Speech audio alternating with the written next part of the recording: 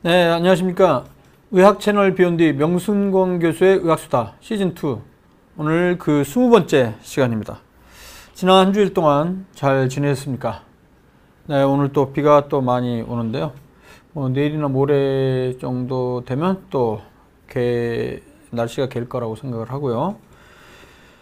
요즘 환자 수가, 코로나19 환자 수가 많다 보니까 주변에 이제 지인들이 코로나19 확진이 되거나 혹은 격리된 사람들 종종 있을 겁니다.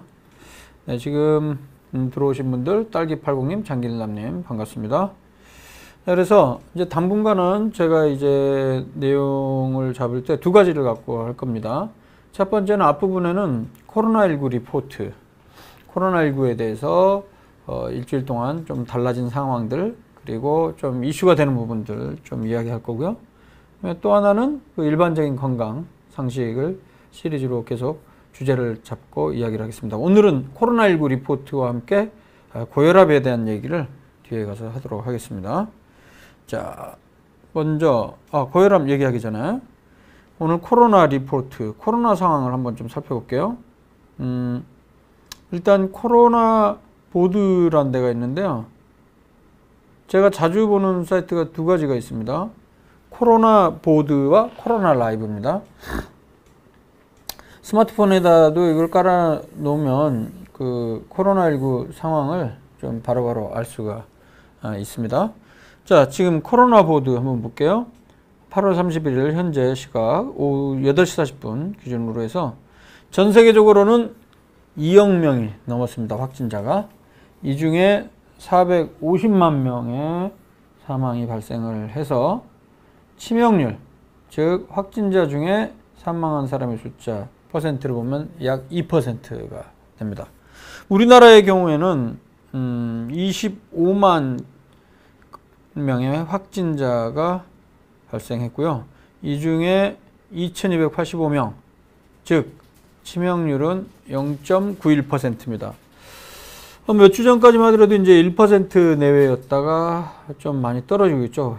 이 치명률은 우리나라의 경우는 세계 치명률도 마찬가지지만 계속 좀 떨어지는 추세에 있습니다. 0.9%요.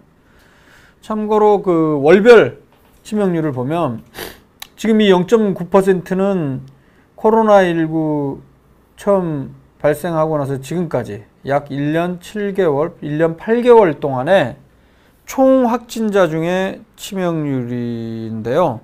잘 아시는 대로 올해 한 2월부터 예방접종을 하셨고, 지금 예방접종 하신 분들이 많기 때문에, 최근 들어 발생하는 사람들 중에 사망하는 숫자는 상당히 더 많이 낮아졌습니다. 그래서 0.2% 아래로까지 떨어져서 0.1%에 육박을 하고 있는 상황입니다. 독감의 치명률이 제가 0.1% 정도까지 높으면 나온다고 그랬죠. 그래서 가장 최근에 코로나19의 치명률은 독감의 치명률 쪽으로 많이 내려가고 있는 중이다. 이렇게 제가 지난번에 얘기를 했죠. 또 새로 오신 분이 최선님, 윤희님, 랭커님, 네, 반갑습니다. 이치금님 반갑고요. 백신 접종 현황 한번 볼까요? 백신은 최근 들어서는 거의 100만 건씩 접종 건수가 증가를 합니다. 1차 접종은 어제 38만 건 했고 2차 접종은 약 60만 건을 했네요. 그래서 1차 접종률은 그러니까 전 국민 인구 중에 한 5천만 명 정도가 되는데 이 중에 1회라도 접종한 분들이 56%가 좀 넘고요. 그 다음에 2회까지 접종 완료 하신 분들이 이제 30%까지 거의 다 됐습니다. 이 정도 속도면 하루에 1차 접종률 같은 경우는 한 40만 건 내외니까요. 한 30일 정도가 되면 4, 32, 1200만 건은 좀보다는 안 되겠죠. 토요일, 일요일은 좀 더 접종이 건수가 적으니까. 그래서 거의 1000만 건 가까이가 되면 1차 접종자가 약 4000만 건까지 된다면 어떻게 됩니까? 약 80, 70%를 넘어서 80%에 육박할 수도 있겠네요. 9월 말이 되면. 그리고 2차 접종, 까지 한 접종 완료자는 대략 뭐 1000만 건까지는 안 되고 한 1000만 건 정도까지 된다면 예, 거의 2500만. 그리고 50% 좀 내외가 되겠네요. 50% 좀 넘겠습니다. 전 세계적인 그 추세를 보면요. 여기를 한번 볼까요? 지금 뭐 우리나라 같은 경우는 4차 대유행인데 전 세계도 보시면 이렇게 돼 있어요. 작년부터 시작을 해서 전 세계 코로나 환자 추이는 계속해서 올라가는 추세에 있죠. 12월경에 피크였다가 다시 내려가서 그다음에 4월, 5월에 좀 피크였다가 다시 7월 되면서 현재까지는 이제 좀 증가하고 있는 추세에 있습니다. 그러니까 전 세계적인 추세도 우리나라도 마찬가지지만은 이게 현재 유행의 거의 정점에 있다 보시면 되겠습니다. 여기에서 좀 더 올라갈 수도 있겠고 내려갈 수도 있겠는데요. 그러나 지금 가장 최근 일주일, 2주일 동안에 보면요.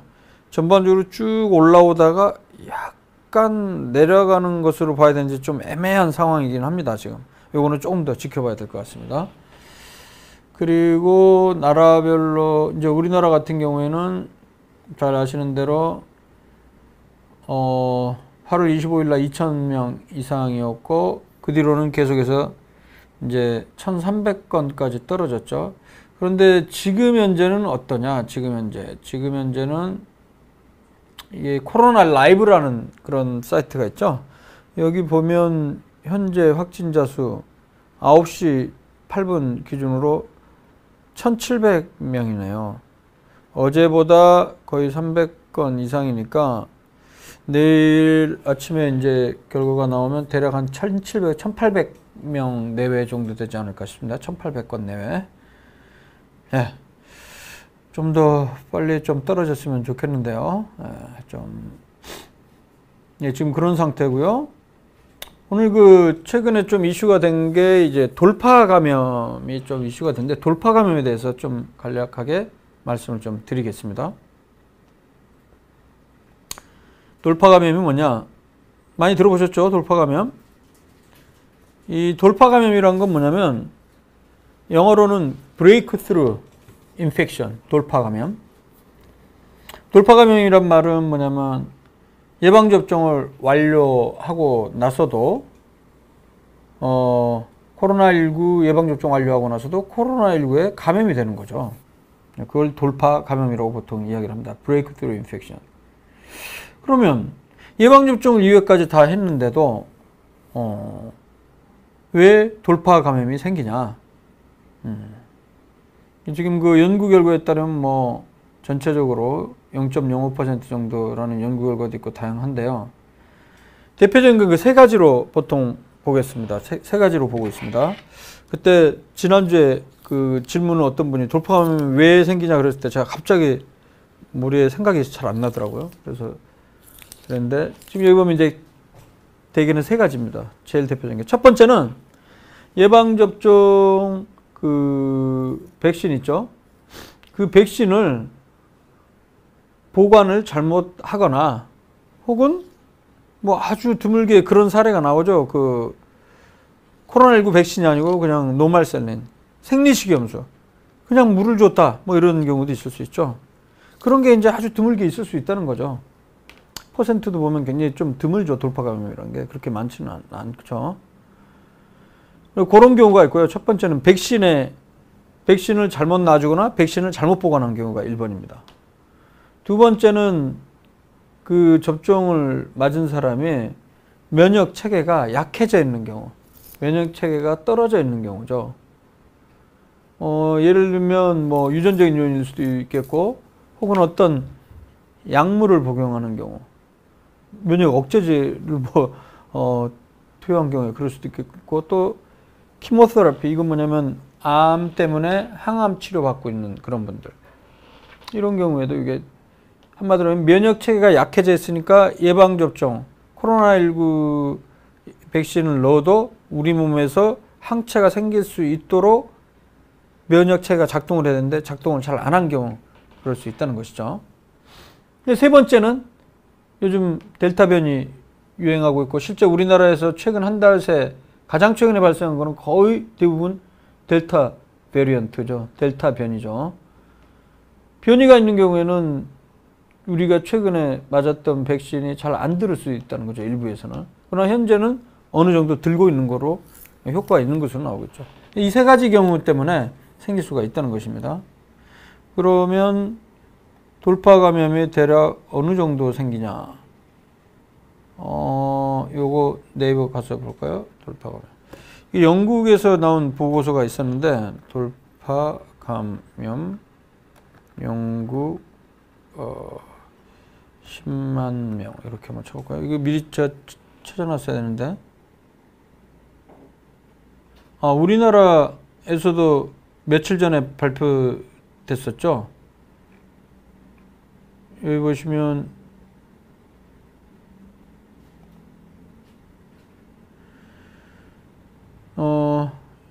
돌파 감염 추정 사례 총 3,000명 중앙방역대책본부에서 오늘 정례 브리핑에서 얘기했죠. 8월 23일 기준으로 해서 백신 접종 완료한 사람 가운데 3,128명이 돌파 감염된 것으로 추정된다. 이 중에서 연령대로 보면 30대가 0.085%로 가장 높았다고 합니다. 백신 종류별로 보면 얀센 백신 맞은 사람은 10만 명당 1,126명이라서 0.1%, 그 다음이 아스트라제네카 그리고 화이자 백신 순입니다. 전체적으로 0. 몇 %입니까? 그러면 여기는 왜 퍼센트를 여기다 안 써놨네요. 대략 0.04% 이 정도 될 겁니다. 0.04% 정도 되는 걸로 알고 있습니다. 그러니까 1000명당으로 해서는 0.04%라면 4명이 0.4%가 0.04% 1000명당 4명 정도가 되나요? 잠깐 왜 이렇게 헷갈리지? 0.04%면 만약에 100명당 1명이면 1%죠. 1000명당 1명이면 0.1%, 10,000명당 1명이면 0.01%니까 10,000명당 4명 정도가 되겠네요. 그러니까 10만 명당 40명 뭐 이런 정도가 되겠습니다. 네, 그래서 지금 코로나19 관련한 내용, 현재 우리나라 같은 경우에는 지금 어떤 추세에 있냐? 이 코로나 라이브 쪽으로 보면요, 코로나 라이브, 코로나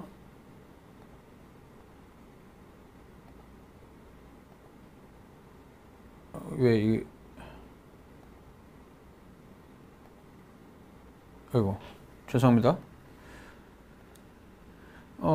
요즘 추세는요, 우리나라 같은 경우는 어쨌든 지난주까지 가장 많이 올라갔다가 이번 주 들어서 약간 줄어드는 듯한 추세가 됩니다. 약간 줄어드는 듯한 추세가 됩니다. 그러나 이제 다음 주 정도까지 한번 봐야 되겠죠. 자, 이제 그 질문을 좀 해주셨는데, 장길남님 질문입니다. 저번 주 목요일 화이자 1차 접종 받았는데요. 전혀 아무렇지 않은 것이 좋지 않을 수가 있나요? 그렇지는 않죠. 전혀 아무렇지 않으면 일단은 좋은 거죠. 지금 그 부작용을 보면 최소한 한 30-40% 내외에서 그 백신 종류별로 좀 다르지만 가장 흔한 게 대표적인 게 두통이나 근육통 이런 게 제일 많은 것 같아요. 물론 열이 나는 사람들도 있고요. 뭐 어떤 경우는 막 일주일 이상 가는 경우도 종종 있고요. 근데 대개의 경우는 큰 문제가 없습니다. 그러니까 별로 걱정 안 하셔도 되고 2번 전부 다 맞을 수 있도록 하세요. 지금 여기 시청자분들도 들어오신 분들 중에 아직까지 맞는 걸 주저하고 계신다면 주저하지 마시고요. 반드시 맞기 바랍니다. 지난번에도 말씀드렸지만은 이를테면 4명이서 같이 식사를 했다. 근데 그 중에 한 명이 예방접종을 맞았는데 나머지는 예방접종 안 맞은 상황에서 나중에 일주일 지나서 보니까 예방접종 맞은 사람 빼고 나머지는 다 코로나19에 감염된 그런 사례가 굉장히 많이 있습니다. 그래서 예방접종 반드시 맞으시기 바랍니다. 잘 아시는 대로 요즘은 6시 이후에 3인 이상 사적 모임 금지죠. 그런데 예방접종을 맞은 사람이 있다면 2명을 추가해서 총 4명까지 모임을 지금 허가를 하고 있죠. 그리고 그러면 코로나19는 요 정도까지 얘기를 하고요. 네, 장길남님 10,000원 슈퍼챗을 쏴주시고 감사합니다. 승훈백님 20대 심근염 걱정되는데 타일러닐 대신 이부프로펜 괜찮을까요? 사실 뭐 진통 목적으로는 타이레놀이든지 이부프로펜이든지 큰 상관 없습니다. 그리고 심근염 같은 경우도 일부 보고가 됐지만은 그 인과성이 아주 명확하게 아직까지 밝혀진 건 아닙니다. 예. 자, 그러면 또 질문 중간중간에 뭐 코로나든 뭐든 간에 다 해주시고요. 자, 일단 먼저 질문은 또 요 고혈압 강의 끝나고 나서 한 10분 정도 받도록 하겠습니다. 중간중간에 또 질문 있으시면 해주시고요. 오늘은 고혈압에 대해서 좀 얘기를 할게요. 일반 건강상식인데 여기 들어오시는 분들이 대략 뭐 연령대가 따로 통계가 냈는지 모르겠지만은 뭐 최소한 30, 40대가 좀 많을 거로 알고 있는데요. 사실 고혈압, 당뇨, 이상지질혈증 많이 들어본 병인데 옛날에는 성인병이라고 불렀죠. 이게 뭐 되게 좀 나이 40, 50 이상 돼서야 오는 병이라고 생각할지 모르겠지만은 요즘은 뭐 젊은 20, 30대에서도 이러한 병들이 많이 발생을 하고 있습니다. 그래서 이제 보통 우리가 생활습관병이라는 용어를 사용하기도 합니다. 라이프스타일 디지즈라고 해서 생활습관병. 그러니까 말 그대로 이거는 생활습관 때문에 생기는 거예요. 대표적인 게 어떤 병이 있냐? 고혈압, 당뇨, 이상지질혈증. 이상지질혈증이란 말은 혈중의 기름 성분이 정상이 아니라는 겁니다. 대표적으로 중성지방이나 콜레스테롤을 얘기하는 거죠. 그러면 말고 비만도 있고 암도 있고 지방간도 있고 뭐 이렇게 나열하다 보니까 생활습관 때문에 생기는 병, 웬만한 병은 다 관련이 돼 있다고 보시면 됩니다. 사실 암마저도 생활습관 병의 범주에 들어갈 정도예요. 제가 뭐 계속 얘기를 합니다만 암의 경우에는 뭐 가족력 때문에 뭐 유전적인 요인을 생각하시는데 가족력이 있다는 말은 그 한 가족 안에 같은 비슷한 병이 많다는 걸 의미하는 거고요. 그 원인을 살펴보면 크게 유전적인 요인과 생활습관 요인 두 가지가 있다는 거죠. 생활습관 그 중에 유전적인 요인은 몇 퍼센트를 차지하냐? 많이 돼도 5%를 안 넘어가요. 일반적으로. 나머지 대부분 7, 80% 이상은 다 생활습관과 관련한 겁니다. 나머지 뭐 환경적인 요인 여러 가지가 있고요. 그러면 이 생활습관병의 원인은 뭐냐? 이름에서 알 수 있듯이 생활습관 때문에 생기는 거죠. 대표적인 거. 한 7가지 정도가 되죠. 하나, 둘, 셋, 넷, 다섯, 여섯, 7가지. 자, 흡연. 본인들 한번 생각해 보세요. 우리 저 시청자분들. 흡연, 음주, 비만, 고기에 과다 섭취. 여기서 고기는요, 색깔로 따졌을 때 붉은색과 하얀색이 있다면 붉은색 고기입니다. 적색육이라고 하죠. 쇠고기, 양고기, 그다음에 돼지고기까지 포함합니다. 보통. 요거 많이 먹는 경우. 그 다음에 운동 부족한 경우, 과일과 채소 섭취 부정한 경우, 그 다음에 마지막으로 짜게 먹는 습관입니다. 이 7가지 원인과 관련해서 생활습관 관련해서 나는 하나도 해당되지 않는다. 그러면 확률적으로 이런 병이 생길 확률이 극히 낮습니다. 진짜. 물론 이런 원인에 해당하는 게 전혀 해당이 되지 않는다 하더라도 물론 병이 생길 수는 있습니다. 하지만 그 확률이 상당히 낮다는 거죠. 적색육이라고 하죠. 붉은색 고기. 그럼 왜 적색육과 백색육 그런 게 있냐? 백색육의 대표적인 거는 생선을 이야기합니다. 생선. 겉으로 봐서도 그 고기 색깔을 보면 주로 하얗죠. 물론 그 연어라든가 참치 이런 몇 가지 고기들은 좀 색깔이 빨간색도 있죠. 그럼 왜 적색육, 소고기, 양고기 같은 경우는 색깔이 빨갛냐? 그것은 바로 프로틴, 근육을 구성하는 구조물 중에 HEME, 힘이라는 구조가 있습니다. 힘이라는 구조가 있어요. 그 구조가 바로 하나의 색소인데요. 붉은색을 띱니다. 그래서 그 힘이라는 게 결국에 미오글로빈이라는 단백질을 구성을 하거든요. 일종의 단백질입니다. 미오글로빈. 근육에 들어있는 글로빈인데 우리가 피 색깔도 빨갛지 않습니까? 그건 헤모글로빈이라는 것 때문에 그런데 헤모글로빈과 사실 미오글로빈은 구조가 사실 같죠. 근데 개수가 달라서 그런 거고. 어쨌든 미오글로빈 성분이 많은 거는 붉은색을 띠는데 생선 중에서도 일부 미오글로빈이 있는 것들이 바로 이 붉은 색깔을 띠는 생선이 되겠습니다. 그래서 전 세계적으로 집단을 대상으로 해서 관찰 연구를 해봤을 때 이 적생육들, 소고기나 양고기, 돼지고기 이런 걸 많이 평소에 먹는 사람들이랑 적게 먹는 사람들 비교해 보니까 많이 먹는 사람들이 대장암의 발생이 높아진다는 것이죠.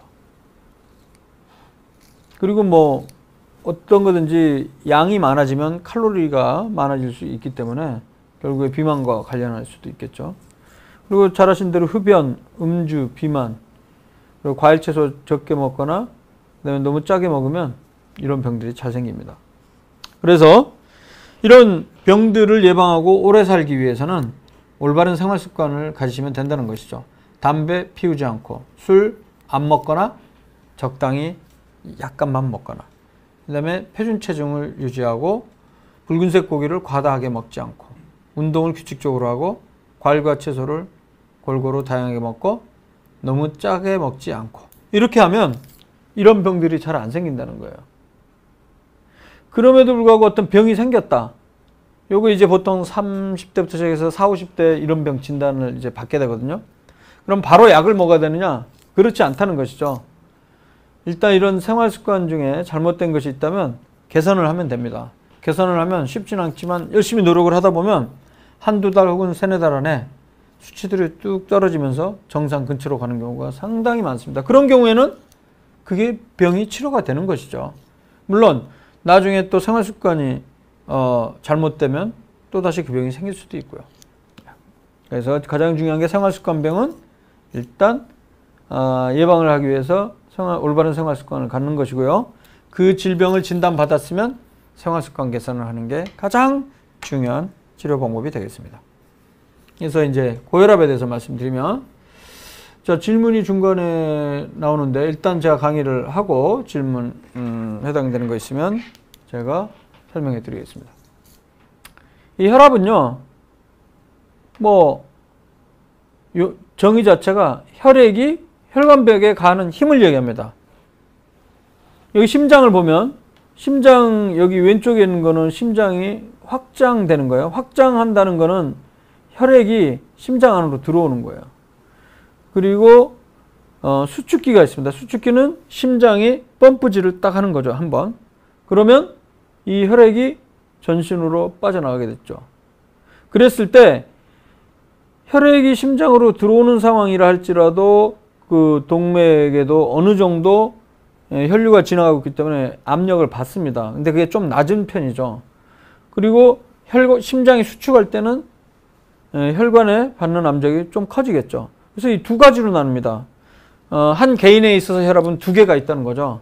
수축기 혈압과 확장기 혈압이 있습니다. 수축기 혈압은 심장이 수축하면서 혈액을 내보낼 때 혈관이 받는 압력이고 확장기 혈압은 심장이 확장하면서 피를 받아들일 때 혈관이 받는 압력이 되겠습니다. 그러면 고혈압이란 게 뭐냐? 근데 일단 정상 혈압이 어떻게 되냐? 수축기 혈압은 120mm 단위는 그냥 생략을 하겠습니다. 120 미만이고 확장기 혈압은 80 미만일 때 이때 정상 혈압이라고 그래요. 자, 여기서 이고 엔드니까 두 개 다를 만족해야 돼요. 그러니까 수축기 혈압이 110, 뭐 확장기 혈압이 78 이렇게 되면 이제 정상 혈압이 되는 거죠. 반대로 고혈압 언제부터 어느 수치부터 고혈압이냐? 수축기 혈압은 140을 넘어갈 때, 확장기 혈압은 90을 넘어갈 때 고혈압이라고 합니다. 근데 이 조건은 수축기 혈압이나 확장기 혈압이 이 기준을 어느 한 알에도 넘는 경우를 얘기를 해요. 옛날에 고혈압 정의할 때는 둘 다 넘었어야 되는데 뭐 몇십 년 전부터는 바뀌었죠, 이게. 그래서 고혈압이다 그러면 수축기 혈압이 140을 넘거나 확장기 혈압이 90을 넘을 때입니다. 그럼 이 중간은 어떻게 되느냐? 정상이 120 미만이고 고혈압이 140 이상이니까 이 사이에 해당하는 거는 말 그대로 고혈압 전 단계 이렇게 이야기를 합니다. 그래서 고혈압은 정의가 수축기 혈압이 140을 넘거나 혹은 확장기 혈압 90을 넘는 경우 고혈압이라고 정하죠. 요게 미국이랑 유럽 학회 정의고요. 우리나라 2018년도 대한고혈압학회 고혈압진료지침에도 마찬가지로 고혈압의 기준은 140, 수축기 140 혹은 확장기 90 이상 이렇게 되어 있습니다. 여기 보면 연도를 제가 쓴 이유는 이 고혈압에 대한 것뿐만 아니라 의학적인 지식, 이 지침이나 정의 이런 건요. 몇 년마다 한 번씩 또 달라집니다. 새로운 연구 결과에 따라서 그 정의도 바뀌고 개념도 바뀌고 치료 방침도 바뀌는 경우가 엄청 많습니다. 그래서 계속 의사들은요. 공부를 평생 해야 됩니다. 평생. 옛날 20년 전에 저 같은 경우에 그 의대에 다닌 게 90년 초반에 다녔으니까 그때의 지식이랑 지금이랑은 굉장히 많이 달라져 있죠. 그래서 매일 공부를 해야 됩니다. 그러면 고혈압의 정의가 그렇게 되는데 그럼 고혈압을 치료할 때 목표 혈압은 어떻게 되느냐? 120에 80 미만이냐? 아니면 140에 90 미만이냐? 이것도 계속 바뀌어 왔어요. 연구 결과에 따라서. 근데 비교적 최근인 2014년에 미국 국립보건원 합동국가위원회에서 제8차 보고서 JNC8이라고 그러는데 보고서가 계속 나오거든요. 목표 혈압을 뭐라고 했냐? 60세 미만인 경우에는 140에 90 미만으로 떨어뜨리면 돼요. 그러니까 고혈압 기준에 해당하는 거 아래만 내려가면 돼요. 나이가 좀 많으신 60세 이상의 경우는 이것보다 수축기 혈압이 약간 높아요. 150. 무슨 얘기냐? 연세 드신 분들은 너무 낮게 유지하지 말라는 거죠. 150에 90 이렇게 되어 있습니다. 그런데 이 우리나라 대한고혈압학회는 어떻게 하고 있냐? 65세 이상 포함해서 모든 일반 고혈압 환자 나이 상관없이 140에 90으로 정하고 있습니다. 그러니까 미국과 우리나라가 조금 다르다는 거죠. 그거는 이제 그 나라의 환자에 따라서도 상황이 다를 수도 있고요. 또 하나 그걸 결정하는 각 나라의 학회의 컨센서스, 그 논의 결과가 좀 달라서 그럴 수가 있습니다. 어쨌든 일반적으로는 대략 수축기는 140 미만, 이완기는 90 미만으로 유지를 해야 된다는 것이죠. 참고로 논문 하나를 보시면 그러니까 이상적인 목표 혈압은 어떤 게 좋으냐. 그래서 2019년 11월에 우리나라에서 발행하는 코리안 서큘레이션 저널, 그러니까 한국 혈액순환 저널인데요. 여기에 내용이 좀 정리가 된 게 고혈압에서 이상적인 목표 혈압은 얼마가 되느냐 이런 거를 이제 좀 기존의 연구 결과들을 다 종합을 해서 정리를 한 논문이 나왔는데 여기에 따르면 결론적으로 너무 낮게 유지할 필요 없다. 즉 103 예를 들어서 유럽 학회 이런 데서는 130에 80 미만으로 유지를 하라고 그러는데 다른 연구에서 보면 너무 많이 혈압을 떨어뜨리면 오히려 심혈관 질환으로 인한 사망률이나 그런 심혈관 질환 사건들, 질병, 합병증들이 오히려 더 많이 생길 수도 있다. 이런 얘기가 되어 있습니다.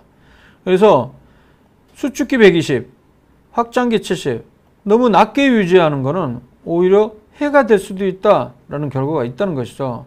그래서 결론적으로 현재는 대략 140에 90, 그러니까 고혈압의 그 기준에 해당하는 것만 안 넘으면 된다는 것이죠. 그리고 만약에 어떤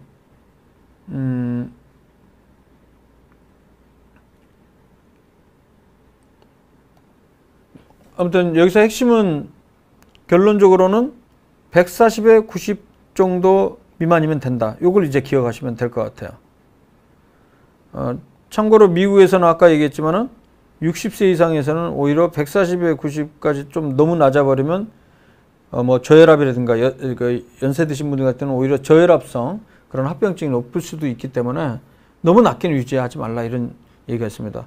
그래서 다시 정리를 하면 물론 일부 그 의사들은 낮으면 낮을수록 좋다 이렇게 얘기하시는 분들도 있지만은 너무 낮은 거는 별로 안 좋습니다. 예를 들면 약을 먹고 있는데 가족분 중에 혹시 뭐 부모님이나 아니면 할아버지 할머니가 수축기혈압이 110, 한 100, 그 다음에 이완기혈압이 60 이렇게 나온다. 이건 너무 낮게 유지되니까 주치의와 상담을 해서 약의 용량을 좀 더 줄여서 조금 올리는 게 더 낫겠죠. 근데 이런 와중에 아까 지금 고혈압 그 기준이 140에 90이었잖아요. 2017년 11월에 미국 심장협회와 심장학회, 미국에서는 가장 권위 있는 심장 관련 학회에서는 고혈압 기준을 140, 90이 아니라 130에 80으로 낮춰야 된다고 주장을 했었어요. 2017년에. 그래서 굉장히 큰 이슈가 됐어요. 미국 내에서도 가정의학과 학회, 가정의학회와 그다음에 일반 미국 내과 의사학회에서는 반대를 했습니다. 그래서 심장협회와 심장학회의 거의 가이드라인은 최근까지 나온 연구 논문 결과에 대한 문헌 고찰이 부족한 상태고, 더 중요한 건 만약에 이렇게 낮추면 이로 인한 해로움에 대한 고찰이 어떤지 아직 안 밝혀진 상황이기 때문에 이걸 인정할 수 없다. 그래서 JNC-8에서 제시한 고혈압 기준 및 목표 혈압을 따르기로 했다는 것이죠. 여기서 JNC-8이 뭐냐면 방금 전에 제가 얘기했던 이겁니다. 제8차 보고서 2014년. 그래서 60세 이상은 150, 90 미만, 60세 미만은 140에 90 이렇게 되어 있습니다. 자, 그래서 이제 환자분들의 입장에서는 좀 많이 헷갈릴 거예요. 어떻게 그 의학적인 그런 치료, 진료 지침이 통일되지 않고 그렇게 각각 다르냐. 나라마다도 다르고 한 나라 안에서도 학회마다 다르고 참 제가 생각해도 조금 답답합니다. 진짜 이런 경우는 좀 더 통일을 시키는 노력이 좀 필요할 것 같습니다. 그래야지 우리 국민들도 덜 헷갈릴 테고 우리가 직접 환자를 보는 우리들 임상의사도 좀 덜 헷갈리도록 좀 더 이렇게 통일적으로 했으면 좋겠습니다. 어쨌든 저 같은 경우는 너무 낮추는 거는 피하는 상황입니다. 그래서 대략 140에 90 정도 나오면 약을 저는 일반적으로 쓰지는 않습니다. 그리고 계속해서 생활습관 개선하면서 140 이내, 90 이내면 뭐 굳이 약을 먹지 않고도 생활습관 개선으로 계속 관찰을 하죠. 자, 그러면 고혈압은 어떤 종류가 있냐? 보통 우리가 1차성, 2차성 두 가지로 나누는데요. 1차성이란 거는 다른 말로 본태성 고혈압입니다. 이게 한자로 해서 되게 어려운데 본태성, 영어로는 essential이라고 그러는데 이건 뭐냐면 원인이 없이 그냥 태어날 때부터 본디 그렇다 뭐 이런 식으로 이해를 하면 되겠어요. 근데 이게 태어날 때부터라는 게 아니라 한마디로 하면 1차적인 원인이 따로 없다는 거예요. 다른 아무런 특별한 질병이 없는데 혈압만 높다는 그런 말이에요. 근데 이런 1차성 고혈압, 특별한 1차 질환이 없는 경우가 대부분입니다. 그러니까 100명의 고혈압 환자가 있으면 95명 이상은 다 1차성 고혈압이에요. 왜 그러느냐? 심장 박출량이랑 그 다음에 말초혈관의 저항이 증가해서 압력이 높아지는 거죠. 그럼 왜 생기느냐 이 말이죠. 해보니까 기저질병은 없어요. 다만 이렇게 혈압을 높이는 원인들은 있겠죠. 흡연, 음주, 비만, 운동 부족 등등 이런 것 때문에 이 상태가 나오는 거죠. 2차성 고혈압은 뭐냐면요. 특별한 원인 질환이 있어서 생기는 병인 경우에요. 5% 미만으로 되는데 이를테면 신장 질환이 있거나 신장 위에 부신이라고 조그만 내분비 기관인데 거기에 혹이 있는 부신 종양이라든가 아니면 임신 때문에 생기는 고혈압, 갑상선 기능 항진증이나 저하증 혹은 어떤 약물 때문에 생기는 경우. 근데 다행히도 이런 2차성 고혈압은 이런 원인 질병들이 치료가 되거나 사라지면 고혈압 자체가 완전히 치료가 됩니다. 그래서 가장 흔한 게 본태성 고혈압, 원인이 없는 고혈압인데 이 원인이 바로 제가 정리한 이 내용입니다. 너무나 우리가 잘 아는 내용이에요. 흡연, 음주, 운동 부족, 비만, 고령, 짜게 먹는 식습관, 스트레스, 가족력 이런 것들이 원인으로 돼 있다는 거죠. 거의 대부분 우리가 나이 빼고는, 가족력 빼고는 우리가 바꿀 수 있는 것이죠. 생활습관 개선을 통해서 해결을 할 수 있다는 거죠. 고혈압 인구는 성인 남성 중에 1명 정도, 대략 30%가 고혈압에 해당이 돼요. 굉장히 많죠. 흔한 질병이에요.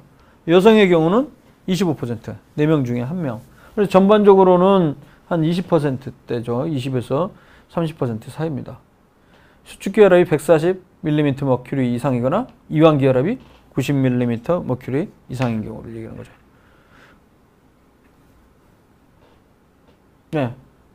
그리고 나이 들면서 이제 증가하는데 30세 이상부터 발생을 합니다. 그러면 고혈압이 생기면 어떤 증상이 있느냐? 한마디로 얘기하면 무증상이다 이렇게 이해하시면 거의 확실합니다. 합병증이 없는 한 증상이 없다는 거죠. 간혹 이제 환자분들이 머리가 당긴다, 어지럽다, 두통 있다 그러는데 이거는 혈압 때문이라기보다는 그냥 스트레스를 받아서 일시적으로 혈압이 상승하는 거죠. 그리고 이런 증상이 유발되는 경우죠. 제가 환자분들 딱 보면 막 혈압이 170에 110 이렇게 나와도 아무 증상 없는 경우가 대부분이에요. 무증상입니다. 무증상. 그런데 증상이 없으면 왜 고혈압이 문제가 되느냐. 문제는 혈압이 일시적으로 높으면 모르겠지만은 계속 지속적으로 몇 개월, 몇 년 이상 계속 높은 혈압을 그대로 방치한다. 그러면 어떻게 하느냐? 결론적으로 혈관 합병증이 생기는 거예요. 합병증이 생겨서 특히 동맥경화로 인해서 심장, 뇌, 그 다음에 신장, 콩팥 이런 가장 중요한 장기들의 혈관이 손상이 되면서 그 장기가 망가져 버리는 거죠. 그래서 고혈압 합병증은 대표적인 게 심장, 뇌, 그 다음에 콩팥, 그리고 말초혈관 협착 이렇게 되어 있어요. 심장은 무슨 문제가 있느냐? 심장 자체 근육, 자심실, 비대가 생길 수도 있고요. 특히 심장을 지배하는 관상동맥이라는 동맥이 있거든요. 그 혈관이 동맥경화가 생기고 좁아지고 막혀갖고 협심증이나 심근경색이 생길 수 있다는 거죠. 뇌도 마찬가지로 혈관병입니다. 뇌출혈이나 뇌경색이 생기죠. 뇌압도 상승할 수 있고. 그다음에 신장은 만성 신장 질환이 생길 수 있고 말초혈관 압착. 요게 이제 보통 고혈압 발생하고 한 10년, 20년 지나면 이런 병이 생길 수가 있어요. 그렇기 때문에 혈압을 정상으로 조절을 해야 됩니다. 그러면 고혈압 진단은 어떻게 하느냐? 응급실에 간혹 그 어떤 질병으로 오는 분들, 젊은 분들 중에 혈압이 굉장히 높게 나온 분들이 있어요. 150, 60. 근데 그렇다고 해서 바로 고혈압이라고 진단받는 게 아닙니다. 그때 혈압 높았다고 나 고혈압이야 이렇게 생각하시면 안 돼요. 어떤 스트레스 상황에서는 누구도 정상보다 혈압이 갑자기 높아질 수 있어요. 문제는 안정된 상태에서 아무런 특별한 증상도 없고 안정된 상태에서 혈압이 높아야지 고혈압이라고 진단을 하죠. 일단 혈압을 측정할 때는 최소 2번 이상은 측정을 해야 돼요. 그리고 높았다고 하면 며칠 있다가 최소한 2, 3일 있다가 다시 한번 또 2회 그날 측정을 해야 됩니다. 총 4회는 측정해 봐야 됩니다.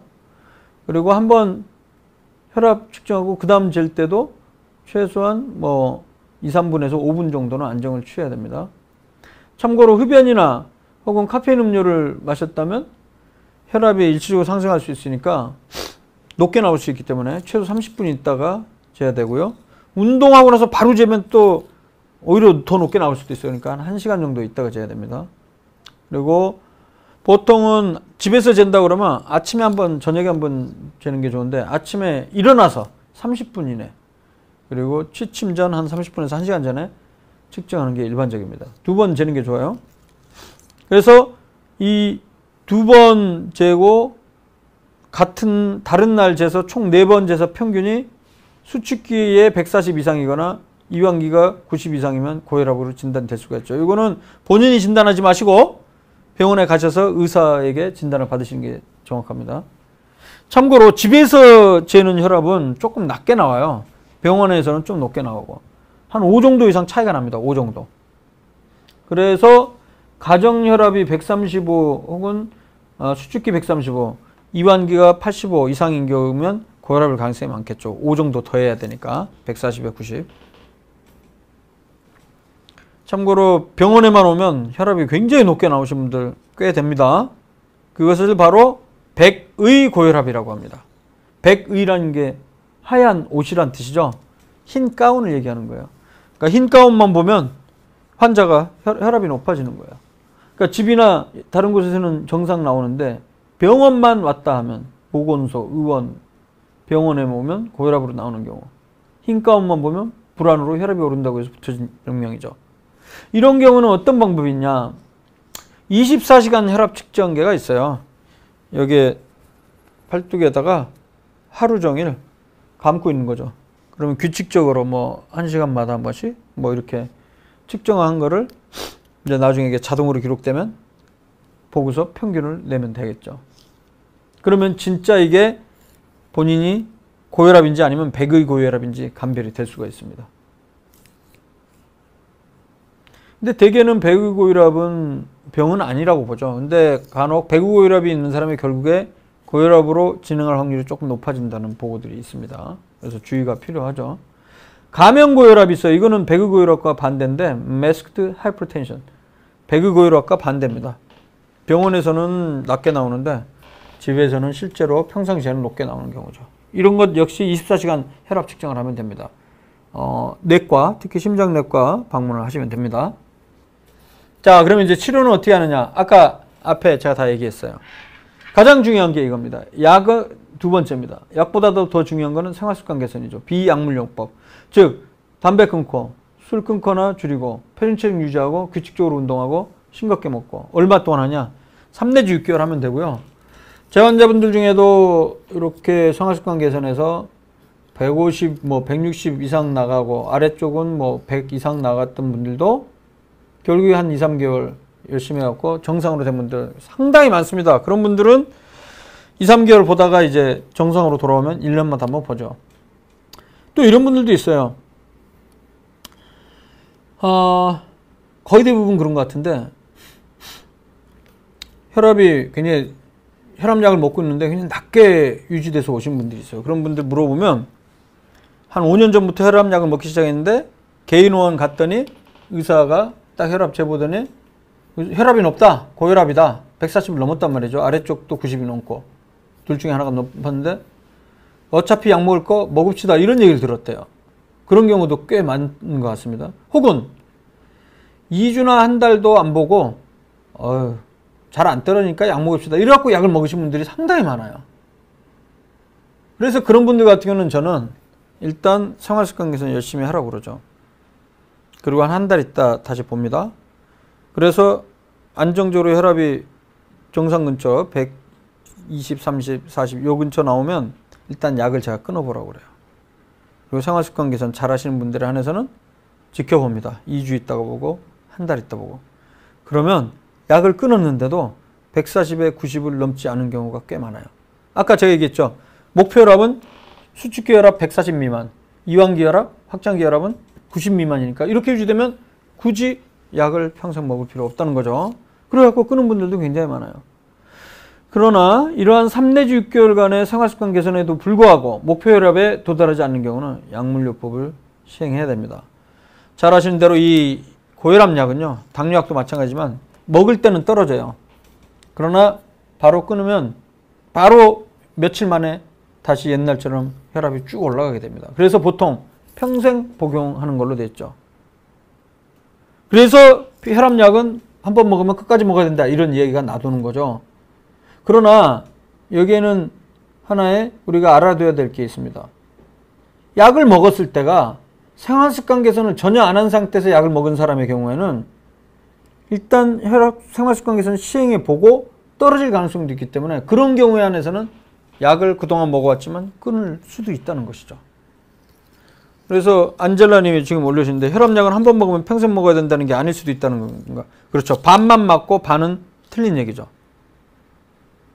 그러니까 맨 처음에 생활습관 개선을 안 한 상태에서 먹으셨던 사람들 같은 경우에는 사실은 약을 안 먹고도 생활습관 개선을 통해서 떨어뜨릴 가능성도 있었던 거거든요. 근데 그런 걸 전혀 안 해보고 약을 먹었기 때문에 계속 본인이 약을 먹는 거죠.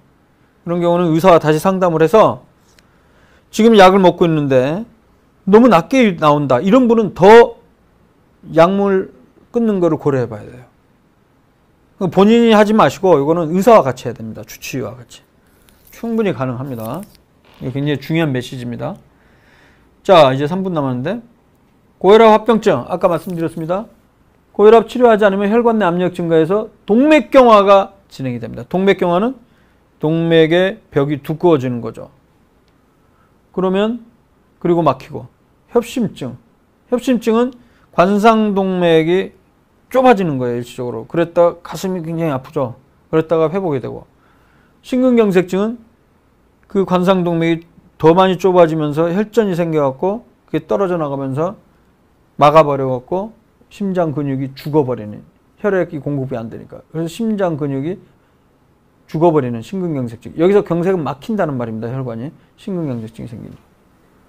뇌 쪽, 뇌졸중, 신장질환, 말초혈관 질환, 망막혈관 질환. 특히 고혈압성 망막병증. 그래서 망막에 또 혈관도 동맥경화 생기면 이제 눈이 안 보이게 되는 거죠. 결국에 사망률도 높아지고요. 그래서 고혈압 관리 잘해야 돼요. 2차성 고혈압 의심해야 되는 경우는 2차성은 뭐였죠? 질병 때문에 생기는 거죠. 너무 빠른 나이 20세 이전이나 50세 이후에 생긴 경우는 어떤 혈관 기형일 경우가 많다. 그 다음에 혈압 자체가 처음부터 180, 110 이상 높다. 그럴 때는 신장 동맥에 있는 고혈압이라든가 부신에 종양이 있을 경우, 또 그 외에 뭐 여러 가지 이런 상황들일 경우에는 2차성 고혈압 의심해야 된다. 요거는 뭐 우리 의사와 같이 상담하면 되고요. 참고로 20, 30대 중에 제 보는 환자분들 중에도 특히 굉장히 비만도가 심한 사람들, 뭐 키는 170 조금 넘는데 100kg가 훨씬 넘고, 그 다음에 담배도 피우고 술 많이 먹고 이런 분들 보면 와, 170, 110 굉장히 많습니다. 이런 분들 약을 일단 쓰기 전에 생활습관 개선 먹는 거 반만 줄이고 30% 줄이고 담배만 끊어도요. 2주 정도만 지나도 뚝뚝 떨어져요. 이런 분들 생각보다. 특히 젊은 사람들은 빨리 떨어질 수도 있어요. 그래서 오늘 그 강의의 핵심은 고혈압 이제 20, 30대 되면 꼭 체크해 보셔야 되고요. 만약에 혈압이 높다 그러면 바로 약을 고려하지는 말고 의사와 함께 상담하면서 생활습관 개선을 최소한 3개월에서 6개월은 하시라. 제 환자분 중에는 어떤 분들은 애매한 경우는 1년까지도 약 안 먹고 생활습관 개선하는 경우도 있어요. 그래갖고 좋아진 경우도 있고요. 네, 그럼 질문 내용 몇 가지 있는데 9시 50분인데 몇 가지만 볼게요. 안젤라님, 수축기 140 이상 나와야 진단하나요? 언제 혈압을 체크해도 120에서 160 나오는데 내과에서 120도 나오니 고혈압 진단을 못 내린다고. 지금 이게 굉장히 수축기 혈압이 왔다 갔다 하는 경우가 있거든요. 그래서 아까 제가 얘기했던 대로 아침에 일어나서 1시간 이내에, 그 다음에 자기 전에 1시간 전에 최소한 2번 이상 측정을 하시고, 위에가 140 이상이거나 아래가 90 이상이면 일단 고혈압이다. 그리고 그 고혈압이 진단되면 생활습관 개선을 하고 계속 매일 혈압을 체크해보고 3 내지 6개월 가면 일단은 보면 됩니다. 그럼에도 불구하고 이 수치가 계속 높아지면 약물요법은 고려해야 돼요. 의사와 상의를 해야 됩니다. 421 류열님, 어머니 신장 이식하시고 면역억제제 복용하고 계신데 면역억제제가 혈압을 올릴 수 있나요? 복용하면 혈압점은 꼭 높게 나오더라고요. 면역억제제가 혈압을 올리는지 그거는 제가 확실히 모르겠네요. 요거는 어떤 약물이 혈압을 올리는 경우가 있을 수 있는데 어떤 약인지 잘 모르겠습니다. 스테로이드제 혈압, 네, 그거는 가능할 수도 있겠네요. 정확한 답변은 나중에 제가 확인하고 알려드릴게요. 고혈압, 당뇨, 고지혈증 중에서 어떤 질병의 수치를 중요하게 관리를 해야 되나요, 장길라님? 물론 당연히 다 중요합니다. 고혈압, 당뇨, 이상지질증 세 개 다 똑같이 중요하게 관리해야 되는데 핵심적인 거는 몸무게를 빼면요, 이 세 개가 한꺼번에 해결될 가능성이 상당히 높아져요. 그래서 몸무게 빼는 거는 많은 분들이 운동을 열심히 생각하고 뭐 하루에 10,000보, 20,000보 하는데 운동보다 더 중요한 건 먹는 거를 줄이는 게 더 중요합니다. 골고루 먹는 걸 줄이는 거에 1번 신경 쓰고 2번은 규칙적인 운동입니다. 안젤라님, 고혈압은 식사, 운동 어느 정도 비율도 생활습관 개선하나요? 식사가 더 중요하나요? 물론 가장 중요한 거 고혈압에 DASH라는 말이 있어요. DASH, Diet Approach to Stop Hypertension. 그러니까 고혈압을 멈추기 위해서, 고혈압을 치료하기 위한 식이요법 이런 게 있을 정도로 식사가 중요해요. 전반적으로 골고루 잘 먹고 기름진 음식이나 이런 것들은 좀 줄이는 방향으로 하고, 과일과 채소 골고루 먹고, 그 다음에 너무 짜지 않게 소디움, 나트륨 비율을 좀 낮추고 뭐 이런 것들이 있습니다. 제가 봤을 때는 운동도 중요하지만 먹는 것도 굉장히 중요합니다. 특히 양을 줄이는 것이 중요하고요. 골고루 먹는 것. 그리고 운동이 있겠죠.